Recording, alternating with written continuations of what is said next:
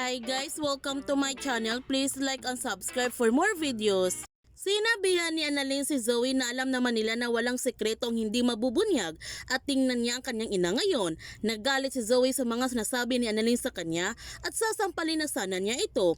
Buti na lamang napigilan ito ni Annalyn at sinabuyan niya ng mainit na kape si Zoe.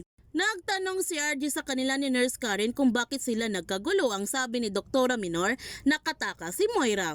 Nagtanong ulit si RG kung paano ito nangyari. Ang sabi ni Nurse Karen, nung gumising si Moira kanina tinadyakan siya. Ang sabi ni Nurse Eva na may kinuha si Moira na isang matulis na bagay at tinutukan sila nito. Kaya inutusan ni RG ang mga security na hanapin nila si Moira sa buong ospital at hindi siya pwedeng makaalis sa Apex. Gayon pa man, sobrang nagtataka sina Lynette at Josa kung bakit nagkagulo ang mga security sa Apex. Kaya nagtanong si Lynette kay Annalyn kung anong nangyayari. Ang sagot ni Annalyn, si Moira nakataka sa kanyang higaan at hindi pa nga nila ito nahanap. Sobrang nagulat naman sina Lynette at Josa at ang sabi ni Josa na grabe naman yon sa dami ng mga security naghahanap kay Moira, hindi pa nila ito nahanap.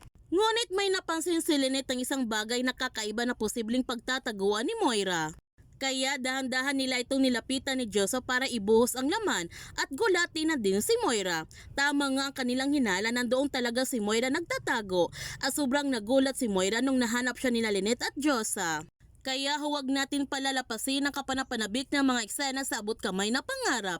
Kung bago ka pa channel ko, don't forget to like, subscribe, ang click notification bell para palagi kang updated sa mga videos upload ko. Thank you for watching and God bless to everyone.